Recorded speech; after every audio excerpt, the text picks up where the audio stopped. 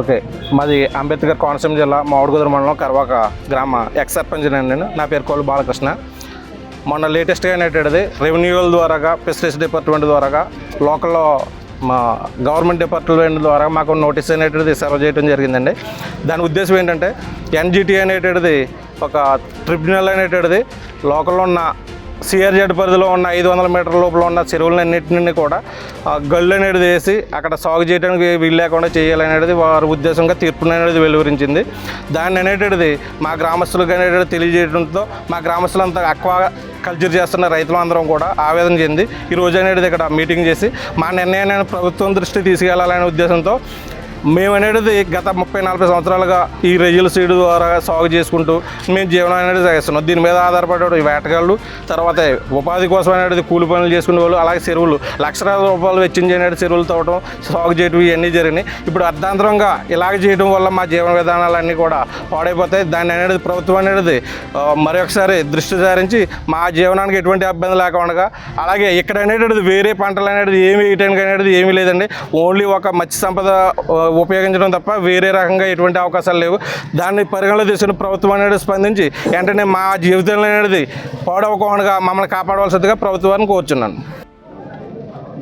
Doctor BR Ambedkar Konaseema జిల్లా మామిడికుదురు మండలం Karavaka MPTC సభ్యుడైన నేను మల్లాడి వడ్డికోసులు. నా పేరు మల్లాడి వడ్డికోసులు అండి.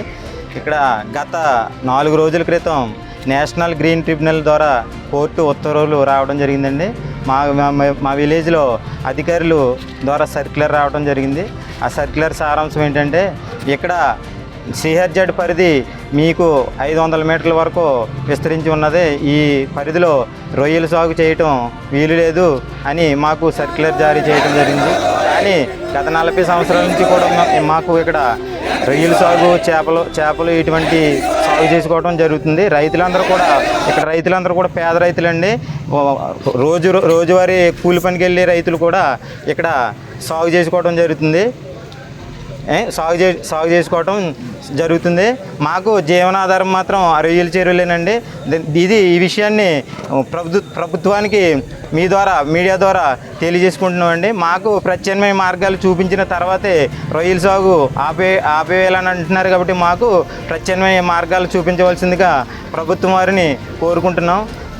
మాకు రొయ్యల సాగు తప్ప ఎటువంటి ఆధారం లేదు. మా పిల్లల బ్రతుకులు కూడా మేము పెంచుకోవాలంటే, మా పిల్లల్ని కానీ మా ఫ్యామిలీస్ని కానీ పెంచుకోవాలంటే కూడా రొయ్యల సాగు మీద ఆధారపడి ఉన్నదండి. దీనిని ఎమ్మెల్యే గారు కానీ, ఎంపీ గారు కానీ చొరవ తీసుకుని దీనిని ప్రభుత్వం దృష్టికి తీసుకుని వెళ్ళి మాకు జీవనానికి ఎటువంటి ఆటంకం కలగకుండా చూస్తారని కోరుకుంటూ సెలవు తీసుకుంటున్నాం. ఇవాళ 500 కుటుంబాలు, 2000 పిల్లలతోటి ఇవాళ ఒక ఊరు మారుమూలగా ఏమైనా ఉన్న కరవాకండి. ఈ కరవాక అన్నది మేప దృష్టిలో ఉందో లేదో తెలియదు. కానీ ఈవేళ ఈ కరవాకులు ప్రతి ఒక్కరూ కూడా ఆ పర మీద ఆధారపడి దాని మీద జీవనోపాధి బతుకుతున్నారు.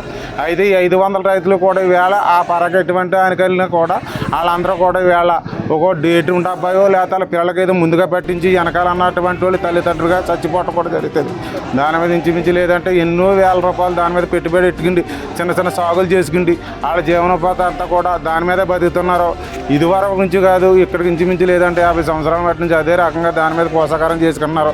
కానీ ఇది ప్రభుత్వం దృష్టికి వెళ్ళి ఈ ప్రభుత్వం అంతా కూడా మాకు ఎటువంటి న్యాయం అన్నది జరుగుతుంది. అది అక్కడ ఏరే పంట అన్నది పండటం అన్నది జరగదు. ఈ పరలో ఉప్పు పరలో కూడా ఏరే పంట అన్నది జరగదు. ఆ రీగిలు పెంచుకుంటుంది తప్ప రెండోది ఏం లేదండి. అది గ్రామానికి కూడా ఎటువంటి ఊరికి సంబంధం ఉండదు, దూరంగా ఉంది. దాన్ని మీరు అందరూ కూడా ప్రభుత్వం దృష్టికి మేము మాట్లాడుతున్నాం. కాబట్టి ఇది మా ఊరికి ఎటువంటి అన్యాయం జరగకుండా మా ప్రజలందరికీ న్యాయం చేస్తారని ఇటు గవర్నమెంట్ని, ఇటు కోర్టుని అందరినీ కూడా కోరి మీకు అందరికీ కూడా నమస్కారం చేసి మాకు అందరికీ కూడా జీవనాధారం కల్పిస్తారని మేము కోరుకుంటున్నాం అండి సార్.